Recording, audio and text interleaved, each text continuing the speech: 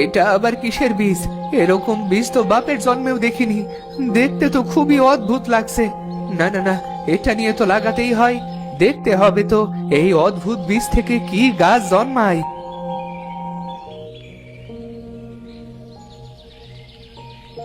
এরপর সেটা কুড়িয়ে বাড়িতে নিয়ে আসলো। দাদু, ও দাদু, তুমি আজ এত দেরি করলে কেন? আর কখন বীজ লাগাবো? সূর্য তো ডুবতে চললো। আরে দাদু ভাই, আর বলিস না, আসার সময় রাস্তা পড়ে গেছিলাম রে, তাই একটু দেরি হয়ে গেল। তবে তোর জন্য একটা অদ্ভুত বীজ এনেছি। কি বলছো দাদু? অদ্ভুত বীজ? এটা আবার কি ফলের বীজ গো দাদু? জীবনে তো অনেক বীজের নাম শুনেছি, কিন্তু অদ্ভুত বীজের নাম তো কোনোদিনও শুনিনি দাদু। তুই জীবনেও শুনিসনি, আর আমিও দেখিনি, কিন্তু আজ দেখেছি, আর তাই তুইও শুনবি। দেখ দেখ, এই দেখ, কি অদ্ভুত না? দাও, এটা অনেক অদ্ভুত। দাদু, ও দাদু, বলো না এটা কিসের বীজ? আরে পাগলি, আমিও তো জানি না এটা কিসের বীজ, তাই তো তোকে বলছি অদ্ভুত বীজের কথা। তবে তুই আর দেরি করিস না দাদু ভাই, এখনো সূর্য ডোবেনি। তুই তাড়াতাড়ি গিয়ে বীজটা বপন করে আয়। দাদু ভাই, তুমি ভালো কথা বলেছো। আমি এক্ষুনি গিয়ে বীজটা আমাদের বাগানে বপন করে আসছি। সেতু আর তার দাদুর একটি বাগান ছিল। এই বাগানে দাদু নাতনি অনেক ধরনের গাছ লাগাতো। অদ্ভুত বীজটা হাতে পেয়ে সেতু আর দেরি না করে তার বাগানে চলে আসলো। এই তো সুন্দর জায়গা, এখানে বীজটা পুঁতে দিই। আরে, বাগানে দেখছি আবারও ছাগল চলে আসছে। হুশ ছাগল, যা যা বলছি, হুশ হুশ। আরে, এ কি করছো সেতু? বাগানে বীজটা লাগানো ঠিক হবে না। ছাগল এসে কখন খেয়ে যাবে কে জানে। তুমি বরং তোমার চোখের সামনে বীজটা রোপণ করো। তুমি ঠিক কথাই বলেছো, এখানে লাগানো আসলেই ঠিক হবে না। আজকাল ছাগলগুলো বড্ড জ্বালাতন করছে। কি রে দাদু ভাই, এত দেরি করছিস কেন? আমার যে বড্ড খিদে পেয়েছে, তাড়াতাড়ি আয় তো। সেতু বাগানের গাছদের কথা বুঝতে পারতো, আবার গাছেরাও সেতুর কথা বুঝতে পারতো। এক বড় গাছের কথা শুনে সেতু অদ্ভুত বীজটি নিয়ে তাদের ঘরের সামনে চলে আসলো। এই তো সে সেরা জায়গা। অদ্ভুত বীজটা উঠোনের মাঝে বপন করলে সবচাইতে ভালো হবে। আমাদের ঘরের সামনে থাকায় সব সময় দেখে রাখতে পারবো।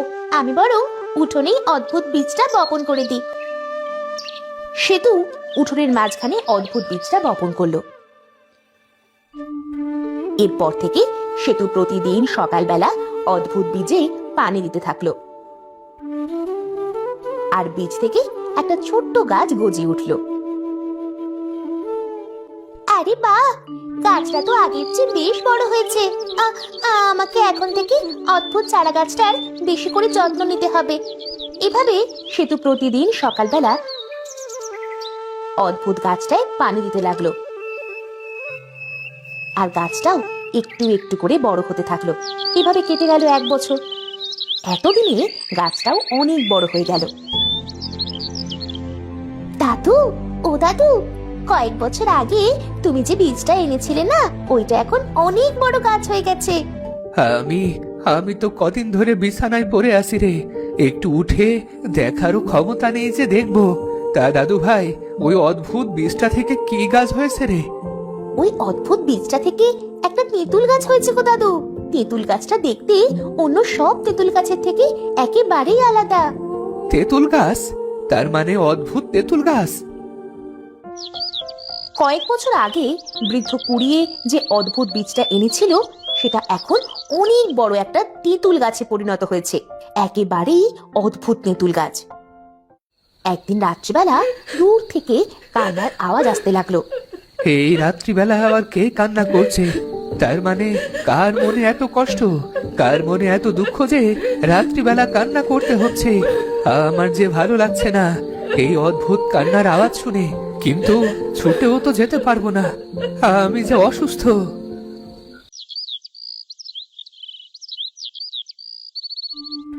পরের দিন সকালবেলা সেতু ঘুম থেকে উঠে বাগান পরিষ্কার করতে গেল। রাতের বেলা যে অদ্ভুত শব্দে কেউ কান্না করছিল, তার ব্যাপারে সেতু কিছুই জানতে পারলো না। দাদু সে কতদিন হলো অসুস্থ, এদিকে একা যে সংসারের ভার বহন করতে পারছি না, কিন্তু কি যে করব। আমার যে আর কোনো কাজ করার উপায়ও নেই। এত ভেবো না সেতু, খোদা তোমায় এই বিপদে অবশ্যই পথ দেখাবে। তাই যেন হয় বটবৃক্ষ। আমার পক্ষে দাদুর ওষুধ কেনা, খাবার কেনা আর তোমাদের যত্ন নেওয়া সম্ভব হয় না। ভাগ্যিস সেতু, তোমার গাছের সাথে কথা বলার আশ্চর্য ক্ষমতা ছিল, না হলে এই বাগানে বোবার মতোই পড়ে থাকতে হতো। এই দেখো, তুমি কিসের মধ্যে কি নিয়ে এলে? না বাবা, আমার আরো কাজ আছে, তুমি থাকো, আমি গেলাম। সেতু ঘরে চলে আসছিল, তখন তার নজর পড়ে তেঁতুল গাছটার দিকে। এত সুন্দর তেঁতুল ফুল! আরে বাহ, তেঁতুল ফুল দেখতে এত সুন্দর হয়, আগে তো জানতাম না। না, এক্ষুনি দাদুকে জানাতে হবে সবটা।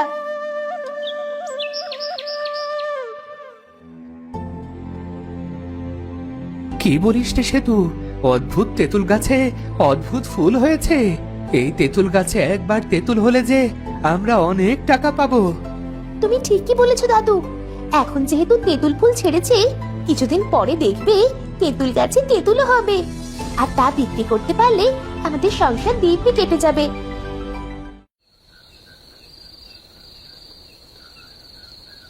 এরপরে আবারও রাত নেমে এলো। সেতু তার দাদুর ঘরে ঘুমিয়ে পড়লো। ঠিক মধ্যরাত্রে আবারও কান্নার আওয়াজ তাদের কানে ভেসে আসতে লাগলো। আরে, এত রাত্রে কে কান্না করছে?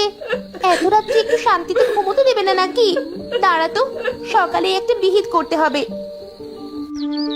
পরের দিন সকালে উঠে সেতু তাদের আশেপাশে বাড়িতে গেল, তাদের কোনো বাচ্চা রাত্রে কান্না করে কিনা। কিন্তু সবাই বলল তাদের ঘরে তো কোনো বাচ্চাই নেই, কান্না করবে কে? সেতু এইসব কথা জানার পর একটু অবাক হয়ে গেল। আশেপাশে তো কারোরই কান্না করার কথা না, তাহলে কে কান্না করে? না না না, ব্যাপার তো ভালো করে জানতে হয়। পরের দিন রাত্রিবেলা আবার কান্নার আওয়াজ সেতুর কানে ভেসে আসে। সেতুর ঘুম ভেঙে যায়, আর সে আর একটুও দেরি না করে সাথে সাথে উঠে পড়ে। যেখান থেকে কান্নার আওয়াজ আসছিল সেতু সেখানে যেতে লাগলো। একসময় সেতু অদ্ভুত তেঁতুল গাছটার কাছে আসলো। সেতু যেহেতু সব গাছেদের সাথে কথা বলতে পারতো, তাই তেঁতুল ফুলও জিজ্ঞেস করলো, তেঁতুল ফুল, আরে ও তেঁতুল ফুল, তোমার কি হয়েছে? এত রাত্রে তুমি কাঁদছো কেন? এতদিন পর তুমি আসলে। আমি প্রতিদিন রাত্রে কান্না করি, আর তুমি আজ এলে। বলো তেঁতুল ফুল, তোমার কিছু হয়েছে কিনা? আমি তোমাকে সাহায্য করতে চাই। ছোটবেলায় আমার বীজটা অন্যরকম হওয়ায় আমি অন্যরকম তেঁতুল গাছ হয়ে জন্ম নিই। প্রতিদিন রাত হলে নষ্ট পচা তেঁতুল ফুলের ভারে আমার সারা শরীর ব্যথা করে। তোমাদের যেমন ঘা হলে ব্যথা পাও, আমিও এই পচা নষ্ট ফুলের ব্যথা সহ্য করতে না পেরে কান্না করি। তোমার নিজের ফুলের জন্যই তুমি ব্যথা পাও? দাঁড়াও দাঁড়াও, আমি তোমার সব নষ্ট ফুল এখনই ছিঁড়ে ফেলে দিচ্ছি। এতে তুমি আর ব্যথা পাবে না, আর কান্নাও করবে না। এরপরে সেতু অদ্ভুত তেঁতুল গাছে সব নষ্ট পচা ফুল ছিঁড়ে মাটিতে ফেলে দেয়। তারপর থেকে সেই তেঁতুল গাছ পচা ফুলের ব্যথায় রাতে আর কান্না করতো না। এর কিছুদিন পর সেই গাছে অনেক তেঁতুল ধরলো, আর সেই তেঁতুল বিক্রি করে সেতু তার দাদুকে নিয়ে সুখে শান্তিতে বসবাস করতে থাকে।